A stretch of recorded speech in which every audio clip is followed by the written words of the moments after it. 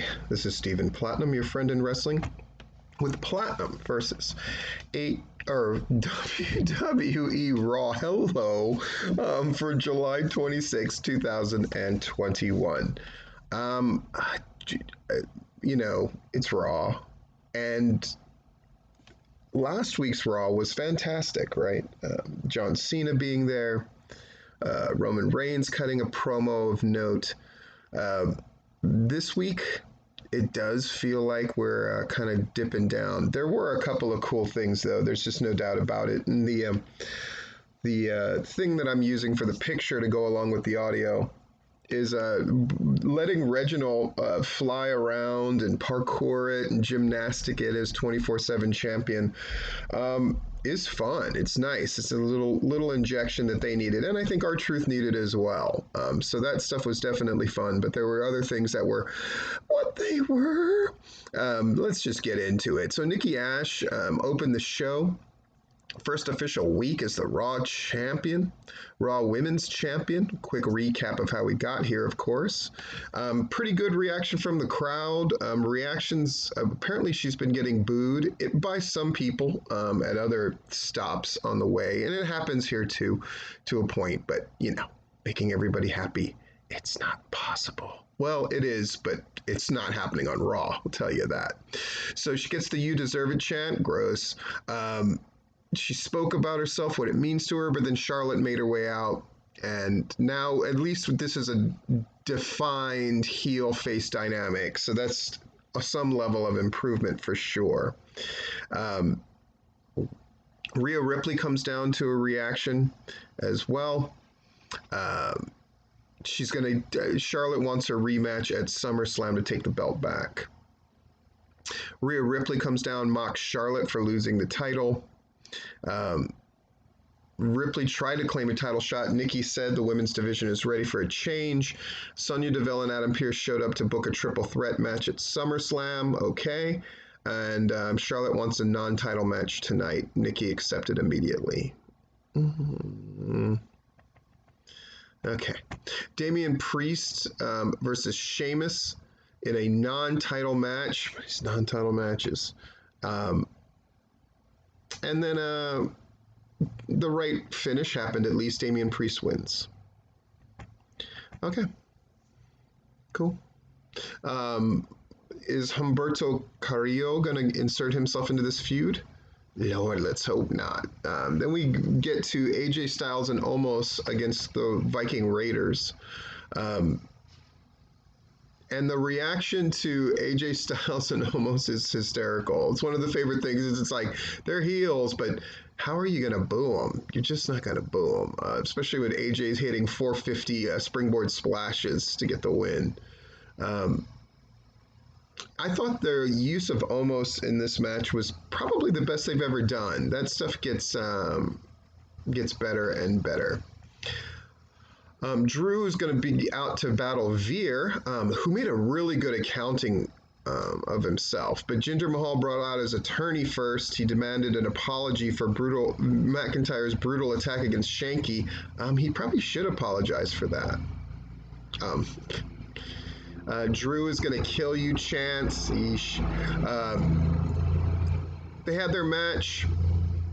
I thought Veer acquitted himself nicely, but this was about McIntyre winning. One of the weirdest finishes. God, Raw, what is your deal? So, Mahal passed a chair to Veer. McIntyre Claymore kicks it into his face. The ref calls for disqualification and declares McIntyre the winner.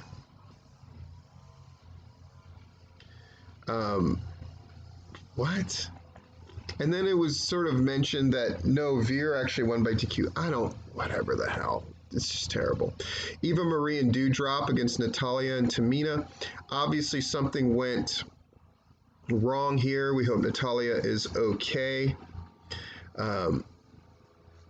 So a video from Lily and Alexa Bliss plays to distract Eva, and Tamina super kicks her for the win. Really odd. Doudrop, I guess if somebody was shined in this, it was Doudrop. I guess. Man, the show is tough, man. Keith Lee against Karrion Kross, obviously a make good to get Karrion Kross a win at the expense of Lee, but it was a very good match. These two have a good chemistry together. They've worked together before. And Lee taps, jeez Louise, the lack of love for the baby faces, to the Cross jacket. It should have been better match, don't get me wrong, but it is what it is. You're gonna wrestle a Raw match. It's gonna be what it is. The pace is gonna be slower. You're gonna do less. It's tough. It's tough for him. Mace and T-Bar against Mansoor and Mustafa Ali in what will be ratings extravaganza. And Mansoor gets a pin over Mace with a victory roll. Whew. Very quick match. Very quick match. You wonder what's going to go on with Mace and T-Bar. It's just strange. It's just a very strange show. Bobby Lashley takes on Cedric Alexander and Shelton Benjamin. MVP's trying to talk, making a joke about Tom Brady. The crowd's drowning out MVP with Goldberg chants. Here we go.